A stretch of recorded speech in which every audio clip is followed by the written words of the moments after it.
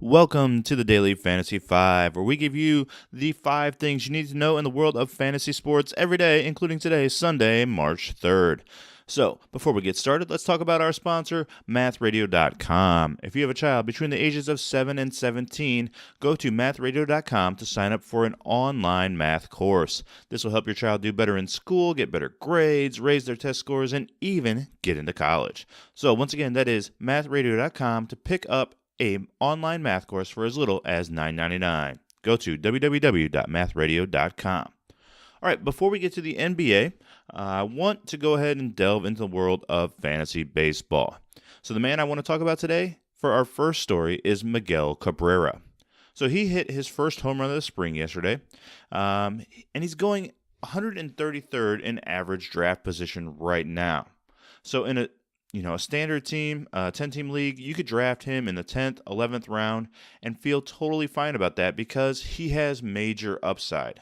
Now, if you go back 2 years ago, he hit, 40 home runs, had a monster season, was top 10, I believe, in all of fantasy sports. However, the last 2 years, he has completely stunk. He's been injured and he's been out. Now, could he bounce back and have another top 20 fantasy season? I believe absolutely he can, right? That's why he's worth the risk in the 10th, 11th round.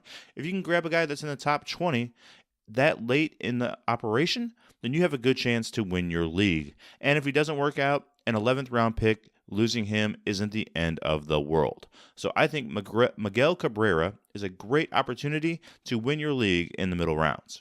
Okay. Now we're going to move into the world of the NBA. So last night there were barely any injuries, a lot of good games. Remember to keep checking your lineups right before the tip-offs. I recommended Dragic, and he did not play. So you got to know who's playing and who's not before you enter your matchups. So with that in mind, let's move on to 4 players I would start tonight in the world of daily fantasy basketball. Let's start with Alex Len.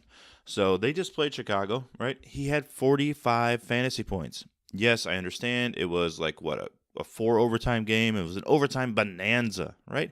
But he still scored 45 fantasy points. That means he was doing something right. And at 3,500, this is a great bargain for someone who has huge upside. Even if he only gives you half of that production, right? That's still over a 5 times multiplier. And that is great value in daily fantasy. All right, our third big story is Chris Dunn. I've been talking about him for weeks. I love him. He was on his way to an amazing game in that same matchup before the coach sat him down because he's coming off an injury. But if he gets 30 minutes again today against the Hawks, you can expect huge things. Again, let me reiterate, you need to check your lineups today before 1 o'clock Eastern Time to know about today's slate, who's playing and who's not. It wouldn't completely shock me if he's not in the lineup, but if he's in there, expect him to get 30 minutes and do great things. All right, let's stay in Chicago for one more player. Yes, this is our third player from the Chicago-Atlanta game, and I'm talking about Vince Carter. Another bargain for you here, right?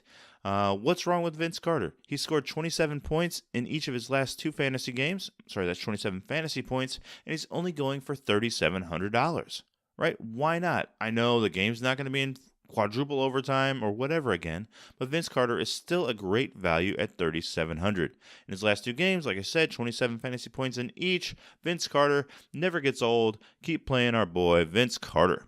All right, let's finally move away from Chicago for our last story. The highest over-under in Las Vegas today is the Knicks at the Clippers at 230. So, who is the highest rated player on RotoGrinders.com from that game? And remember, RotoGrinders is a site that has great stats on who you should play, who you should sit. I love them, RotoGrinders.com. So, who do you think their highest player is from that game? Well, it is Shai Gilgeous-Alexander. That's our boy, right? Why not? He's at 3,900 today. That's an absolute steal. In his last 2 games, he's scored 27 and 21 points. Either way, all you need is 20 points from Shai to have a 5 times multiplier, and that is great value. He also has good upside, right? He's a rookie who just doesn't let things get in his way. He can go off for 30 fantasy points easily against this crappy Knicks team. So, I would definitely recommend starting Shai at 3,900.